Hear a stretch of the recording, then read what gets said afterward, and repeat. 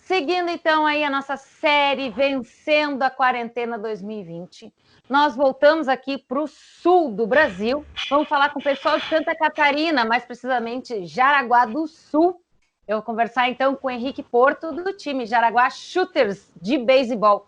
Obrigada, Henrique, por conversar de novo aqui com o Casal Travinha. Obrigado pelo espaço, obrigado por toda a divulgação que o Casal Travinha faz do beisebol no Brasil. Como eu já falei várias vezes, é um dos poucos espaços que a gente tem para falar da modalidade, né? E que bom que vocês existem aí, que abrem essas portas para a gente divulgar o que está acontecendo em todo o cenário do beisebol. Falando então aí no beisebol, tinha começado já o campeonato catarinense de beisebol e aí veio esse vírus querido, só que não, para atrapalhar. Como é que começou isso aí? Como que essa pandemia influenciou no campeonato? Como é que estava, né? Que parte já estava e como é que foi interrompido? E se tem previsão de alguma volta? Tá tudo dependendo de como vai andar a situação. Tinha sido realizada a primeira etapa do estadual, Jaraguá sediou um triangular e o triangular foi em Blumenau, que na verdade aconteceu em Pomerode, né? E para a gente os resultados não foram tão bons, mas enfim, né? Faz parte do jogo também, uma hora tu ganha, uma hora tu perde. Mas estava todo mundo empolgado com o campeonato tá bem legal esse ano, que são 7 equipes, né? Jogam todos contra todos, então vai ser bastante jogo, a gente tá bem empolgado com a possibilidade de jogar bastante, que é uma dificuldade do beisebol, né? A gente acaba jogando pouco durante o ano, né? Então aqui a gente fez um calendário meio que anual para todo mundo poder jogar bastante e realmente desenvolver a modalidade. Aí veio essa questão toda do coronavírus. Aqui foi um dos primeiros estados onde o governador instituiu a quarentena, né? Já fez um decreto ali proibindo as pessoas de se movimentar, né? De ficar em casa mesmo.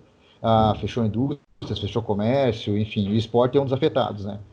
Pelo decreto do governador aqui de Santa Catarina, só em 31 de maio pode voltar as atividades esportivas, então seria ainda até o final do mês que vem, sem nada de atividade esportiva. A gente perderia, assim, 3 etapas do estadual, né?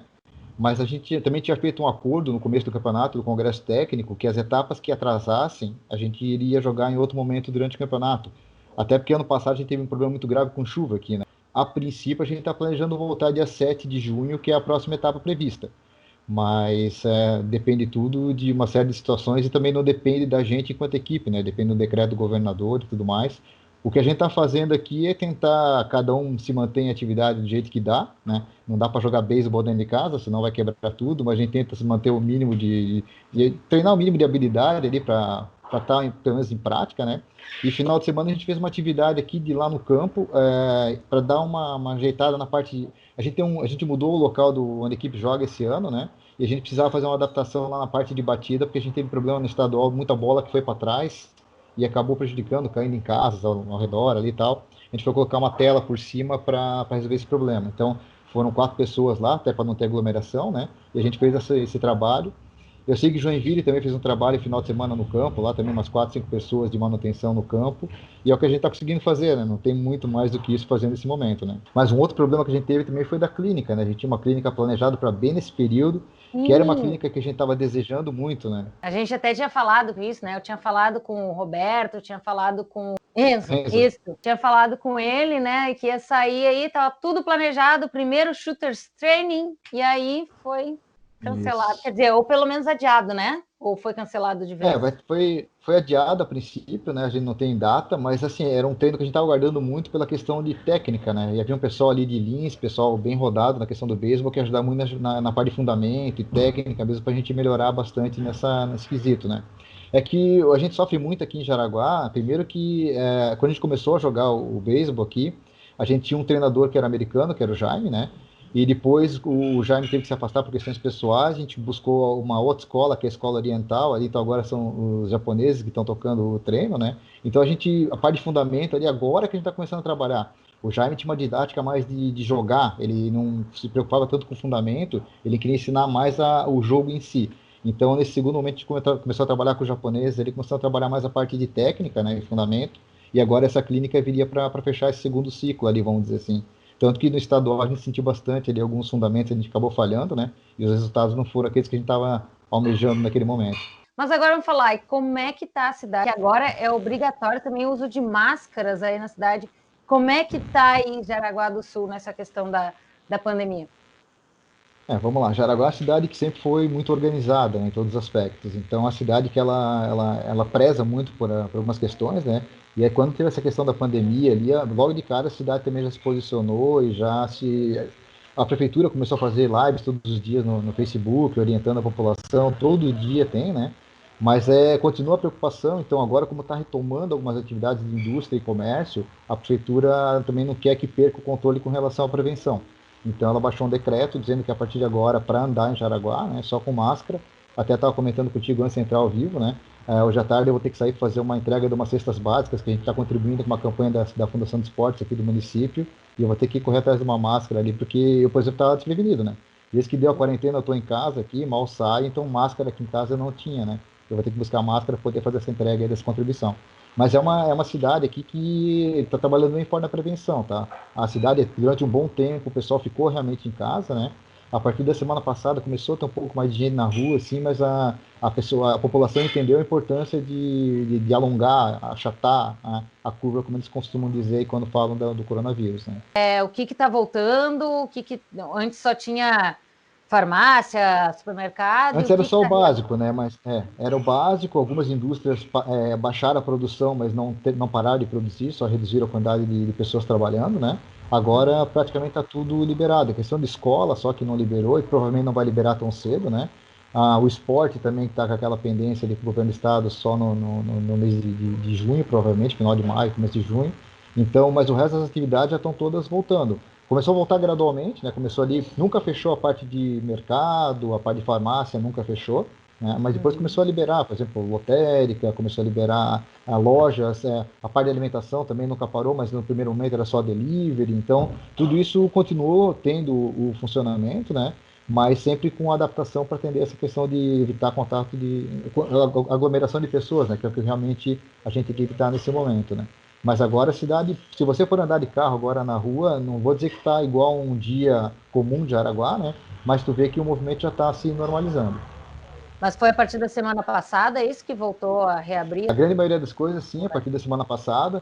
Agora, essa semana, como está quase tudo já funcionando normal, né? Então, pelo menos a parte de comércio em si, né? A parte de indústria, tem muita gente do time, por exemplo, que trabalha em indústria, que está fazendo home office. Então, hoje eu conversei com alguns lá, o pessoal está home office, mas quem trabalha na parte de comércio, principalmente, já está voltando à sua rotina normal. A prevenção é aquela. Eles fizeram a prevenção aqui, na verdade, antes, né, do que deveriam até, exatamente para não acontecer como aconteceu em outras cidades, como São Paulo, ali, que deu um estouro muito forte na questão do coronavírus. Então, Jaraguá, antes de tudo, ele, quando viu que o negócio realmente teve o primeiro caso na cidade aqui, não, fecha tudo, para tudo, né? E aí parou-se tudo, e agora a cidade tá tentando retomar a normalidade, mas a gente sabe que para isso acontecer ainda vai um bom tempo, né?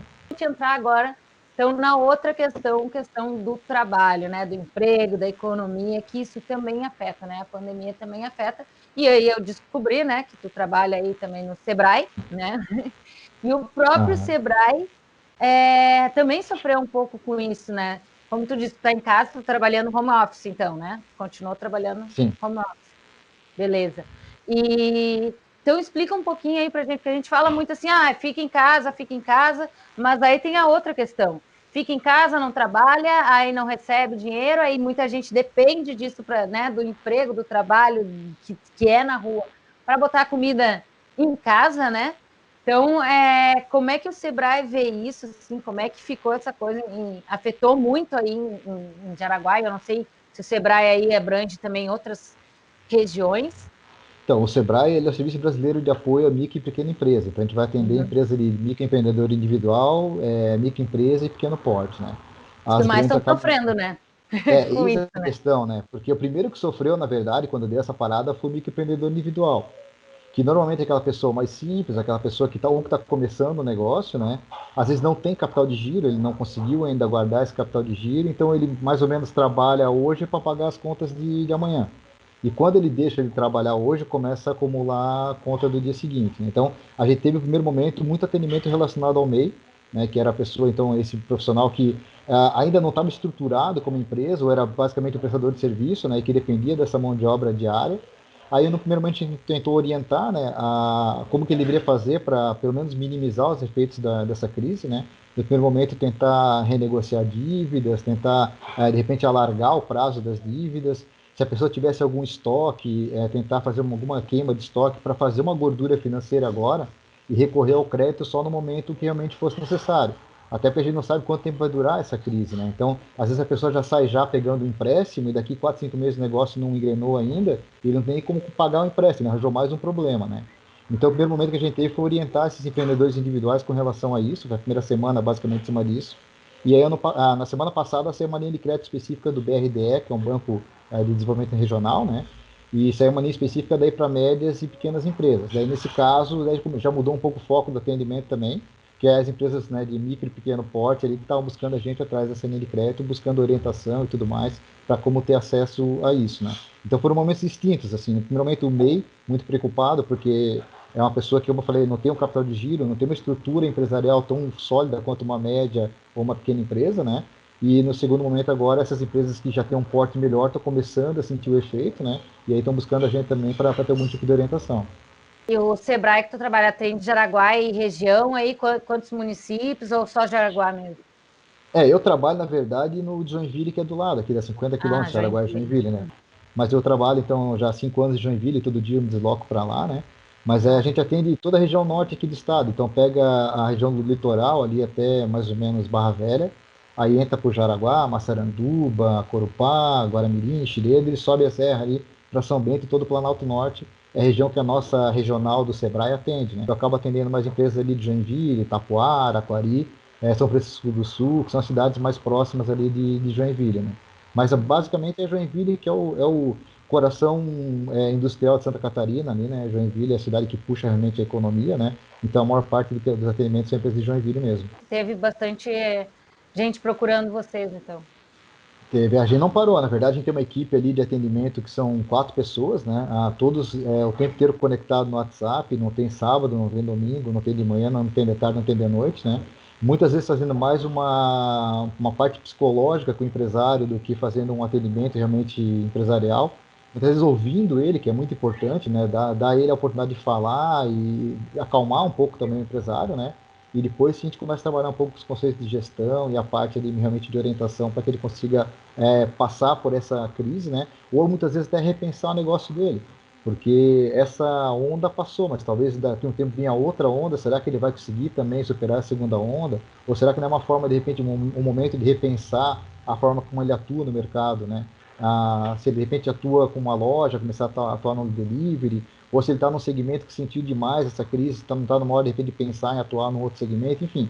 É um momento que a gente tem que trabalhar também essas questões todas com o empresário, além de orientar também como passar por essa crise, né? Muita gente tendo que superar esse momento, né?